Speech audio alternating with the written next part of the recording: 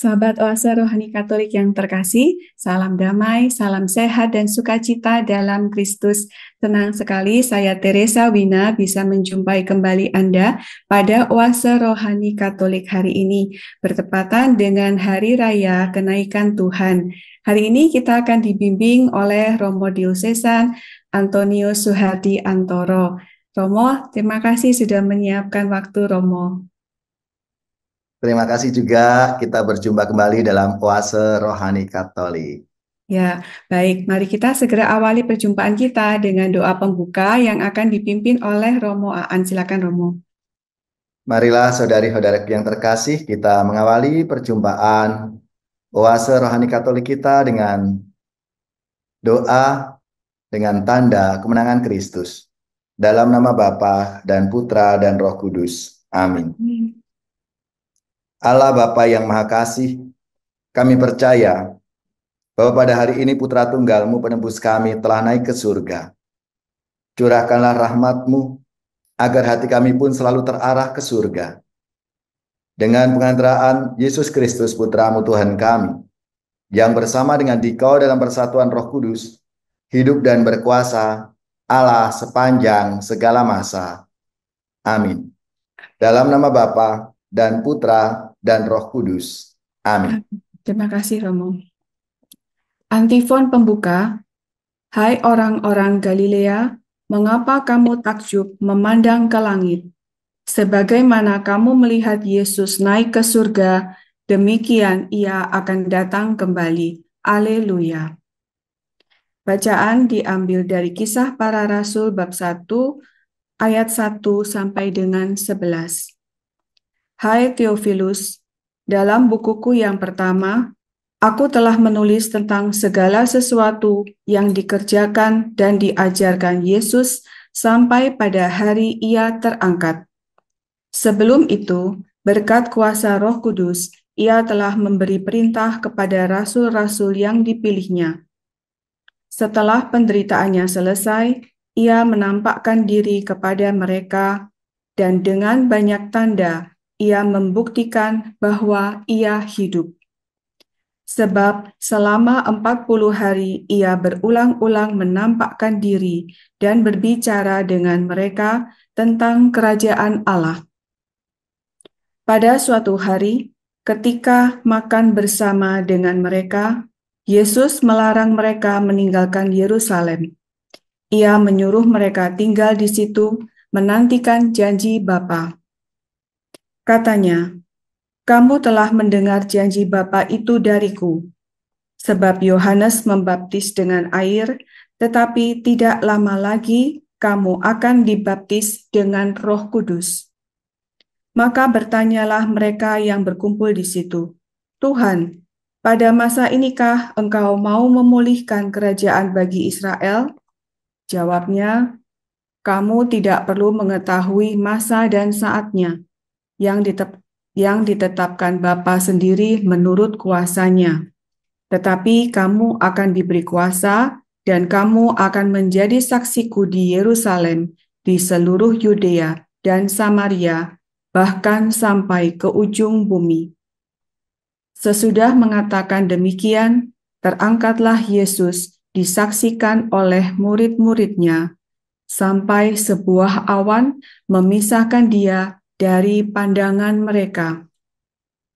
Ketika mereka masih menatap ke langit setelah Yesus naik, tiba-tiba berdirilah dua orang berpakaian putih di samping mereka dan berkata, "Hai orang-orang Galilea, mengapa kamu berdiri menatap ke langit? Yesus yang terangkat ke surga meninggalkan kamu ini akan datang kembali dengan cara yang sama seperti kamu lihat dia naik ke surga." Demikianlah sabda Tuhan. Syukur kepada Allah. Kita tanggapi dengan Mazmur tanggapan. Allah telah naik diiringi sorak-sorai. Tuhan mengangkasa diiringi bunyi sangkakala. Allah telah naik diiringi sorak-sorai. Tuhan mengangkasa diiringi bunyi sangkakala.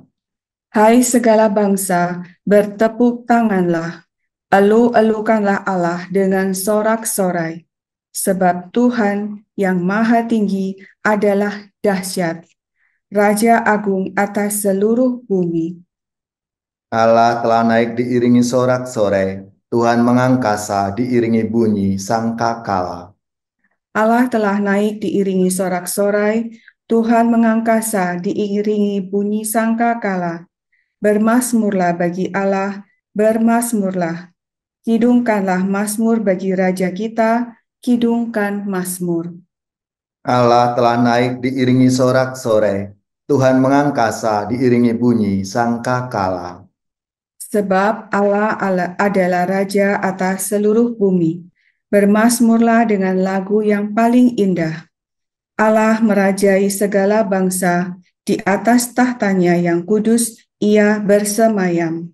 Allah telah naik diiringi sorak-sorai, Tuhan mengangkasa diiringi bunyi sangkakala.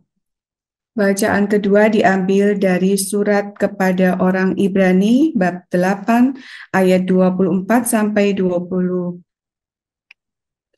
Surat kepada orang Ibrani bab 9 ayat 24 sampai 28 dilanjutkan dengan bab 10 ayat 19 sampai 23. Saudara-saudara, Kristus telah masuk ke dalam tempat kudus, bukan yang buatan manusia, yang hanya merupakan gambaran dari tempat kudus yang sejati, tetapi ke dalam surga sendiri untuk menghadap hadirat Allah demi kepentingan kita. Ia pun tidak berulang-ulang masuk untuk mempersembahkan dirinya sendiri sebagaimana Imam Agung setiap tahun masuk ke dalam tempat kudus mempersembahkan darah yang bukan darahnya sendiri. Sebab kalau demikian, Kristus harus berulang-ulang menderita sejak dunia ini dijadikan. Tetapi sekarang ternyata pada zaman akhir ini, ia hanya satu kali saja menyatakan diri untuk menghapuskan dosa lewat kurbannya.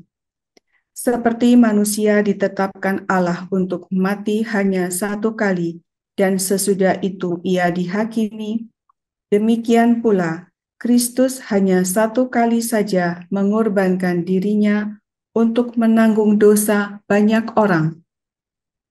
Sesudah itu, ia akan menyatakan dirinya sekali lagi tanpa menanggung dosa untuk menganugerahkan keselamatan kepada mereka yang menantikan Dia. Jadi, saudara-saudara, berkat darah Yesus kita sekarang dapat masuk ke dalam tempat kudus dengan penuh keberanian, karena Ia telah membuka jalan yang baru dan yang hidup bagi kita, yakni melalui tabir yang tidak lain adalah dirinya sendiri. Dan kita mempunyai seorang imam agung sebagai kepala rumah Allah. Karena itu, marilah kita menghadap Allah dengan hati yang tulus ikhlas dan keyakinan iman yang teguh, karena hati kita telah dibersihkan dari hati nurani yang jahat, dan tubuh kita telah dibasuh dengan air yang murni. Marilah kita teguh berpegang pada pengakuan akan harapan kita, sebab Dia yang menjanjikannya adalah setia. Demikianlah sabda Tuhan. Syukur kepada Allah. Sahabat Oase Rohani Katolik yang terkasih, mari kita siapkan hati untuk mendengarkan Injil suci. Haleluya, haleluya, haleluya. Pergilah dan ajarlah semua bangsa firman Tuhan. Aku menyertai kamu senantiasa sampai akhir zaman. Haleluya, haleluya, haleluya. Tuhan bersamamu dan bersama rohmu. Inilah Injil suci menurut Lukas. Dimuliakanlah Tuhan. Injil Lukas bab 24 ayat 46 sampai 53. Sesudah bangkit dari antara orang mati, Yesus menampakkan diri kepada para murid. Katanya kepada mereka, ada tertulis demikian, Mesias harus menderita dan bangkit dari antara orang mati pada hari yang ketiga. Dan lagi, dan namanya berita tentang pertobatan dan pengampunan dosa harus disampaikan kepada segala bangsa, mulai dari Yerusalem. Kamu adalah saksi dari semuanya ini, dan aku akan mengirim kepadamu apa yang dijanjikan Bapakku.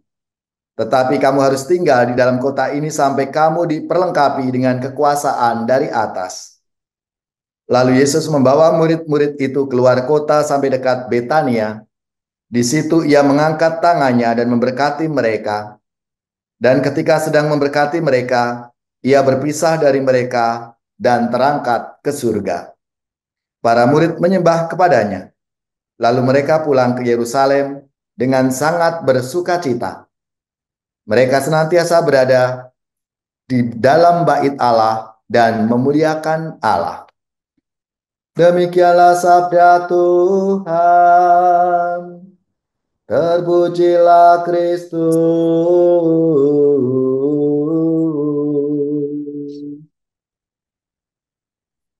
Ya, sahabat Oase Rohani Katolik yang terkasih, kita sudah bersama-sama membaca firman Tuhan pada hari ini. Mari kita dalami bersama dengan dibimbing oleh Romo Aan. Silakan Romo. Baik, saudari-saudaraku yang terkasih, hari ini kita bersama seluruh gereja universal, seluruh gereja dunia, kita merayakan Hari Raya Kenaikan Tuhan. Dalam Hari Raya Kenaikan Tuhan ini, pertama-tama mau mengungkapkan iman gereja akan Tuhan Yesus Kristus yang dimuliakan. Maka ungkapan naik ke surga itu menunjuk bahwa Yesus yang wafat dan bangkit kini dimuliakan ke tempat Allah sendiri. Maka Yesus duduk di sisi kanan Allah Bapa yang Maha Kuasa, dan kepadanya diberikan kuasa Allah sendiri atas surga dan bumi. Kenaikan surga bagi Yesus ini bukanlah sebuah perpisahan dengan kita. Namun ia tetap hadir di tengah kita. Namun dalam bentuk yang berbeda dari saat ketika ia masih hidup dan berkarya di Palestina sebelum wafatnya.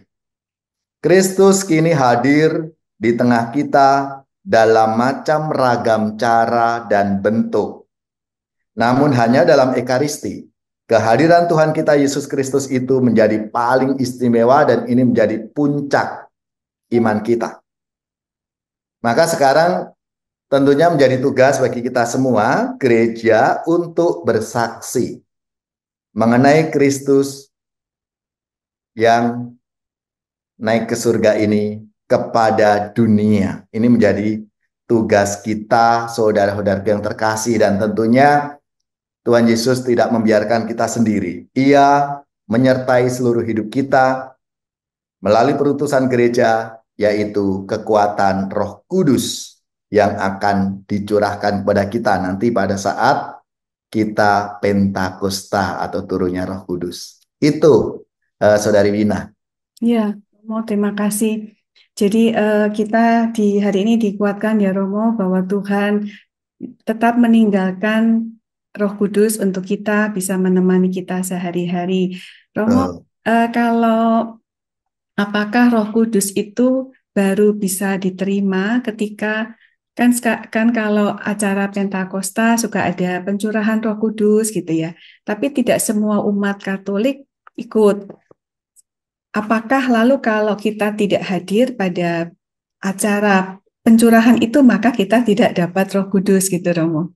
Ya tentunya pemahamannya tidak seperti itu, bahwa itu gereja tentunya secara liturgi ya, kita bersama-sama nanti penantian turunnya Roh Kudus itu ya ketika Yesus naik ke surga, lalu nanti kita menantikan melalui novena Roh Kudus itu gitu, bahwa Allah nggak meninggalkan, Tuhan kita Yesus Kristus ini nggak meninggalkan, tapi dalam bentuk yang lain ya, dalam bentuk yang lain. Maka dengan pencurahan Roh Kudus itu menjadi semacam ya tanda bahwa Allah menyertai kita gitu. Nah, ini yang tentunya turunnya Roh Kudus ini bukan dalam kita bisa mengukur dalam ruang dan waktu ya, sudah tidak lagi.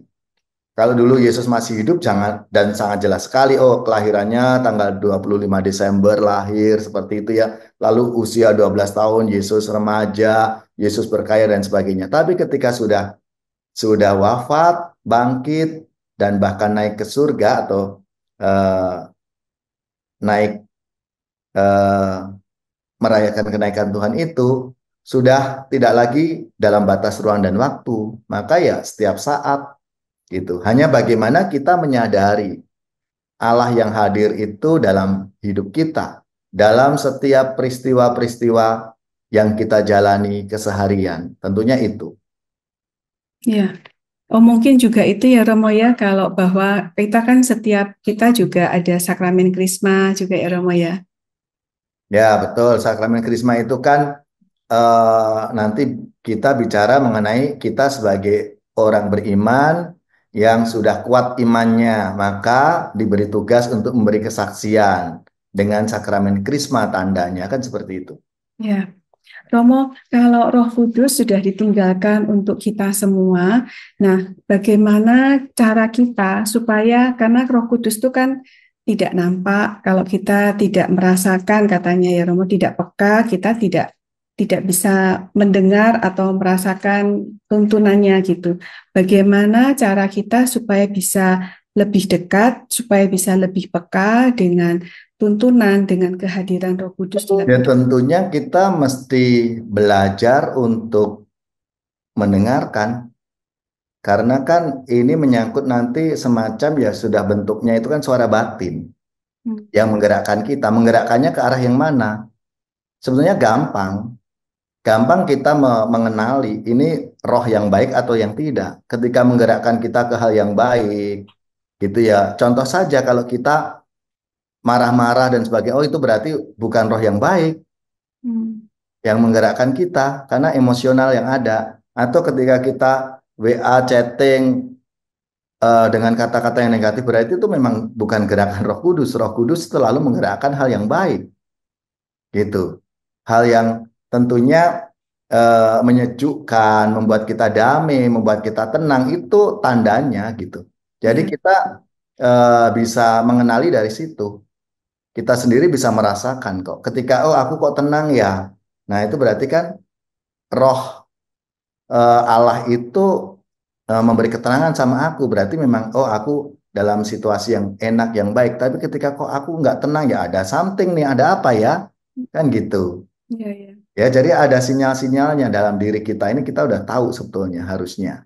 Kalau kita peka, ya, itu Bu. Ya, maka sekarang ini kalau kita bersama-sama merayakan kenaikan Tuhan, tentunya eh, kalau kita lihat dari mungkin misalnya dari nanti bacaan-bacaan itu sangat jelas sekali.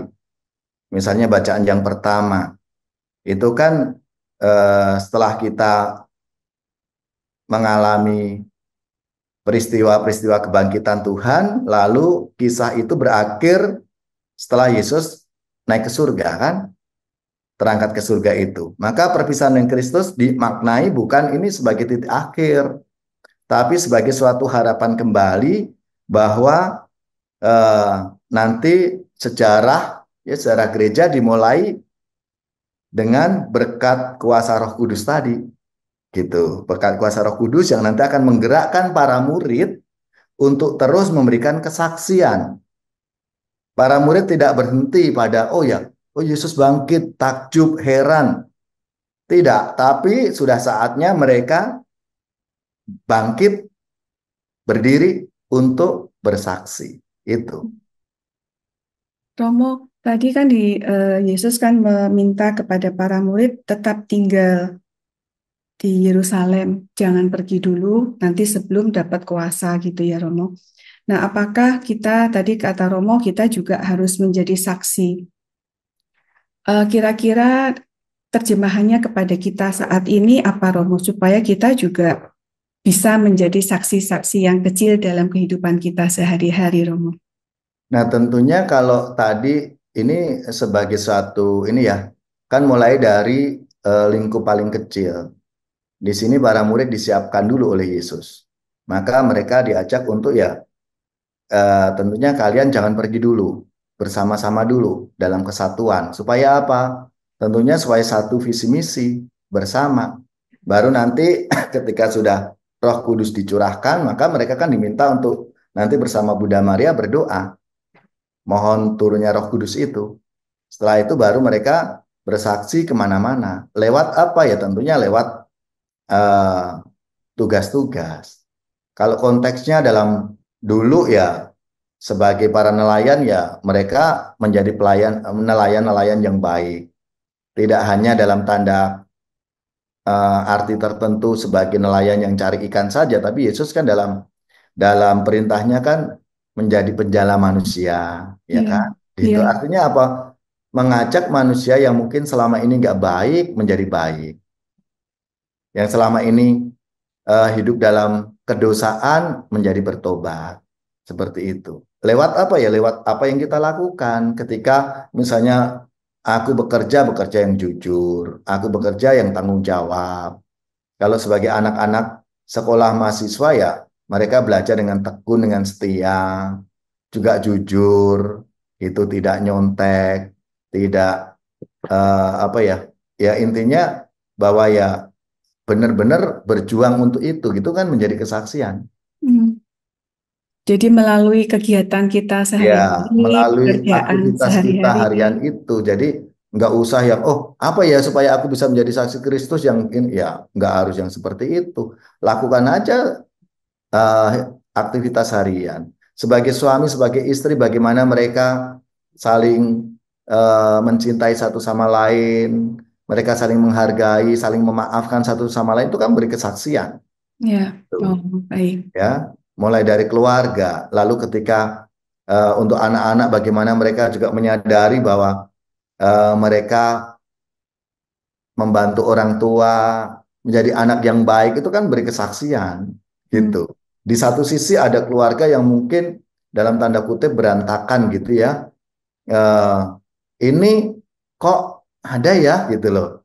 Keluarga yang rukun, yang damai, anggota keluarganya itu saling mencintai satu sama lain itu kan dari kesaksian. Nggak usah yang diwartakan, diworo-woro gitu ya diumumkan nggak perlu Ya, itu. jadi menjadi apa ya keseharian kita saja ya Romo Betul. ya kita Iya, keseharian di kita itulah kita memberi kesaksian. baik-baik. Terima kasih Romo untuk pendalamannya. Kita rehat sejenak ya Romo. Sahabat Oase Rohani Katolik yang terkasih, mari kita rehat sejenak, kita endapkan apa yang sudah disampaikan oleh Romo Aan. Kita akan lanjut lagi di sesi yang kedua.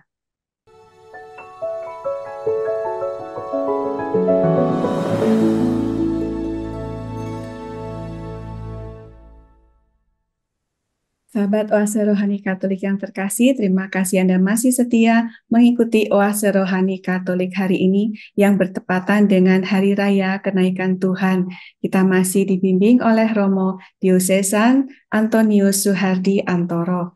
Romo Aan, silakan dilanjutkan untuk pembahasannya, mungkin dari yang bacaan Injil. Romo, silakan. Oke, saudari-saudaraku yang terkasih, kalau tadi kita diajak untuk mendengarkan sabda Tuhan dari Injil suci menurut Lukas bab 24 ayat 46 sampai 53. Jadi sesudah kebangkitan dari orang mati, Yesus menampakkan diri kepada para murid.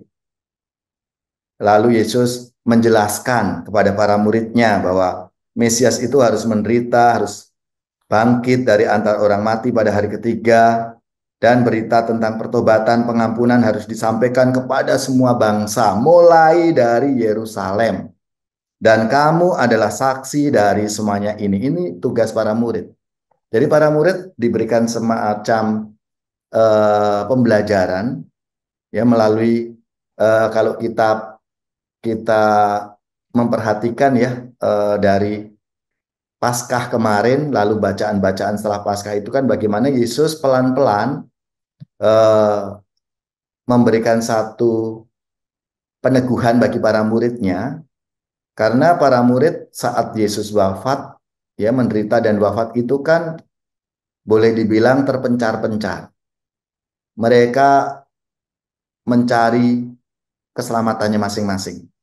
Iya. Ada yang kecewa, ada yang lalu pulang kampung ke Emmaus dengan kekecewaannya. Tapi bagaimana kita tahu Yesus membimbing mereka satu persatu, ya, diawali dari kaum perempuan yang ziarah ke makam Yesus, diberikan penampakan, lalu disapa secara personal Maria, misalnya Maria Magdalena, kemudian Petrus, Yohanes yang tahu persis mengenal itu langsung ketika melihat bahwa makamnya kosong, dia udah percaya yakin bahwa Yesus bangkit. Lalu Thomas meskipun juga dengan apa ya ke ininya dirinya gitu bahwa sebelum aku melihat, sebelum aku mencucukkan jariku ke lukanya, ke lambungnya, sekali-kali aku nggak percaya. Dan itu semua Yesus apa ya lakukan. Akhirnya Thomas langsung mengatakan, ya Tuhanku dan Allahku. Lalu Yesus juga menyampaikan, karena kamu melihat, maka kamu percaya. Maka berbahagialah bagi yang tidak melihat namun percaya. Nah, itu pengajaran-pengajaran yang dilakukan oleh Yesus, selalu bahkan sampai akhirnya Yesus mengumpulkan mereka, meskipun tidak genap 12, tapi ke-11 murid itu ngumpul, lalu Yesus mengingatkan mereka kembali ketika makan bersama dalam Ekaristi itu, bahwa oh ini benar Yesus. Sampai akhirnya mereka pun nggak berani bertanya. Karena mereka yakin bahwa ini adalah Yesus yang bangkit itu. Nah, hari ini pun juga demikian. Yesus tetap memberikan satu pengajaran, memberikan satu peneguhan kepada para murid supaya mereka itu kuat dulu. Ya, di antara mereka, karena mereka eh, diharapkan oleh Yesus untuk menjadi saksi. Ya, nanti sebelum mewartakan kemana-mana kan harus disampaikan kepada segala bangsa, mulai dari Yerusalem. Karena di Yerusalem itulah Yesus mengalami yang memasuki penderitaan dan kematian itu di Yerusalem. Maka mulai dari sini, ya warta pertobatan itu harus, pertobatan dan pengampunan harus diwartakan, harus kalian harus bersaksi di situ. Dan saksinya yang pertama adalah para murid itu sendiri. Nah, supaya apa? Tentunya mereka kuat, kuat secara imannya, lalu mereka akan nanti diberikan kekuatan oleh apa? Tentunya ya Roh, dikatakan di sini. Dan aku akan mengirim kepadamu apa yang dijanjikan Bapakku, sampai kamu diperlengkapi dengan kekuasaan dari atas. Lalu ia mengangkat tangannya memberkati mereka, langsung diberkati para murid itu. Iya. Ini kan menjadi bekal bagi kita, dan ini selalu sampai saat ini pun kita lakukan. Umat beriman seringkali kalau, Romo saya mau ujian, mohon berkatnya. Romo Iya. saya mau tes kerja supaya diterima, mohon berkatnya. Iya. Romo mohon diberkati rumah saya, mobil saya yang baru, motor saya yang baru. Nah, semua itu. Ini kan kita mengikuti apa yang diteladankan oleh Yesus. Di situ ia mengangkat tangannya. Dan ketika sedang memberkati mereka, barulah Yesus terangkat ke surga. Yesus meninggalkan mereka. Para murid menyembahnya, lalu mereka pulang ke Yerusalem dengan sangat bersuka cita. Sudah nggak lagi ragu-ragu, sudah nggak lagi takut, sudah nggak lagi berduka cita. Tapi mereka sangat bersuka cita karena yakin Yesus. Aku sudah dibekali. Maka lalu mereka senantiasa ada di dalam bait Allah dan memuliakan Allah. Ini sebagai bentuk ya para murid ini membekali dirinya untuk itu, sebelum nanti Roh itu akan turun menyertai para murid untuk menjadi saksi Tuhan di dunia ini. Nah, itu yang tentunya proses bagaimana Yesus mendidik, membimbing para muridnya. Jadi tidak pernah meninggalkan, Yesus selalu ada, selalu Iya. hadir. Iya. Saya membayangkan ada cerita, Romo tadi cerita bagaimana perjalanan iman para rasul dari sejak Yesus menderita itu kan mereka drop banget ya Romo, sampai akhirnya mereka sampai ke Yesus naik ke surga, mereka menjadi lebih kuat. Saya pernah dengar teman saya bilang, kita ini ngikutin Tuhan Yesus ini, kenapa ya agama ini? Maksudnya biasa orang kalau mengikuti sesuatu karena menjanjikan sesuatu yang indah gitu, tetapi yang kita ikuti ini sesuatu kok yang menjanjikannya. Kalau ikut Kristus tidak akan mudah loh ya hidupmu gitu. Tetapi kita kok mau ikut gitu kata dia. Mungkin ya perjalanan itu yang harus kita lewati ya Romo. Mungkin Romo bisa memberi penguatan Ya gitu justru ya. itulah, karena apa yang kita ikuti itu kan adalah salib. Hmm. Karena salib itu identitas kita sebagai murid-murid Kristus. Ya, salib itu menjadi identitas. Karena apa? Tentunya salib mungkin bagi eh, orang Yahudi itu sebagai satu apa ya? eh, kehinaan. Hmm. Salib itu sebagai satu kebodohan gitu. Tapi bagi Yesus salib itu bukan. Justru di situ Yesus mau membawa salib itu yang akhirnya sebagai tanda simbol kebangkitan dan kemuliaannya. Maka kita sebagai murid-muridnya harus lewat jalan salib. Kalau tidak, kita nggak akan bisa. Hmm. Salib itu menjadi jalannya. Maka saya eh, apa ya pernah membuat sebuah lirik lagu salib jalan hidup. Karena itu jalan hidup kita sebagai umat Kristiani itu salib, bukan yang lainnya. Dan itu menjadi identitas kita salib. Maka di mana-mana, di rumah, di ruang-ruang pertemuan kita sebagai orang Katolik pasti ada salib. Di gereja-gereja kita ada salib. Lalu kenapa di salib palang kayu itu ada korpusnya, ada Yesusnya? Karena itu kita mau, ya itulah simbol bahwa itu ada Tuhan kita di sana Hmm. yang menderita, Ya. yang Tuhan yang datang ke dunia untuk merasakan seperti yang kita rasakan. Maka supaya kita juga mudah untuk menangkap simbol itu, maka ya salibnya nggak hanya salib salib palang saja, tapi ada korpusnya di sini, ada Yesus yang tergantung di sini gitu. Ya. Supaya apa kita diingatkan itu ada Yesus di sana. Bahwa ketika aku mengalami banyak persoalan, ketika aku mengalami banyak kesulitan dalam hidup saya, ada loh yang lebih Tuhan kita yang kita ikuti gitu. Supaya apa? Aku kuat. Supaya aku bisa gitu. Karena sudah ada contohnya yang adalah Tuhan kita ini gitu. Tuhan berikan contoh teladan bagi kita supaya ya ketika kita menghadapi berbagai tantangan, kesulitan, persoalan-persoalan dalam hidup kita itu ingat ini. Ingatlah salib ini sebagai jalan hidup kita Iya. yang harus kita lalui. Peganglah salib itu. Belajarlah daripadanya supaya aku bisa menjalani salib hidupku ini dengan baik, dengan kuat, dan akhirnya tentunya akan mengalami seperti yang Yesus alami, kebangkitan dan kenaikannya ke surga. Itu. Ya. Ya Romo, terima kasih. Jadi ketika kan kita pasti manusia ada sakit penyakit, ada mungkin ekonomi sulit. Romo tadi katakan, ingatlah akan salib ya Romo ya, Yesus sudah lebih dulu merasakan itu semua, tapi ujung-ujungnya bangkit dan kemudian naik ke surga. Romo, apakah mungkin ada penguatan lagi sebagai sebelum kita tutup dengan doa Ya penutup? tentunya saya mau mengajak saudara-saudari sekalian dengan kita bersama merayakan kenaikan Tuhan ini, kita diajak untuk menjadi saksi-saksi Tuhan dalam hidup kita masing-masing. Tuhan tidak meninggalkan kita, mungkin memang secara fisik sudah tidak bersama kita, tapi di dalam Roh Kudus yang nanti akan menuntun, membimbing kita, mengingatkan kita, itulah Allah yang terus menyertai, Allah yang terus membimbing dan hadir dalam setiap peristiwa hidup kita. Maka mari kita semua siap untuk menjadi saksinya di dunia ini, dalam hidup kita mulai dari keluarga, komunitas, dan dimanapun kita berada, kita semua dipanggil untuk menjadi saksi-saksinya. Amin. Semoga kita diberi rahmat untuk itu ya Romo.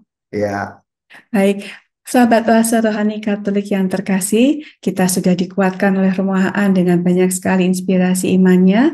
Mari kita nantinya terapkan dalam kehidupan kita dan mari kita tutup perjumpaan hari ini dengan doa penutup yang akan dipimpin oleh Romohaan. Silakan Romo.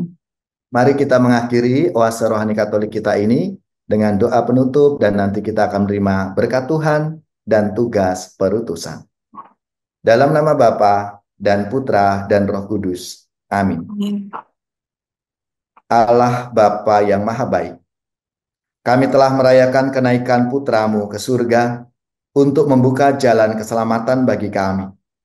Semoga kami selalu setia dalam pesiaran hidup kami di dunia ini dan selalu mengikuti jejaknya, sehingga suatu saat nanti kami Kau perkenankan memandang wajah-Mu dalam keabadian dengan pengantaraan Yesus Kristus Putramu, Tuhan dan pengantara kami. Amin. Dalam nama Bapa dan Putra dan Roh Kudus. Amin. Terima kasih. Saudara-saudaraku yang terkasih, mari kita akan menerima berkat Tuhan dan tugas perutusan. Tuhan bersamamu Dan bersama rohmu. Semoga saudari-saudara sekalian, keluarga kita, orang-orang yang kita doakan, seluruh tugas, belajar, pekerjaan, usaha, serta karya pelayanan kita dibimbing, dilindungi, dan diberkati oleh Allah yang Maha Kuasa, Bapa dan Putra dan Roh Kudus. Amin. Amin. Romo, terima kasih. Semoga Sama-sama. Tuhan memberkati semua tugas dan pelayanan Romo. Amin. Salam untuk semuanya. Kita ucapkan juga terima kasih kepada segenap pimpinan, pengurus, dan tim teknis Oase Rohani Katolik. Kepada para sahabat Oase Rohani Katolik, semoga dikuatkan dengan apa yang sudah disampaikan oleh Romo.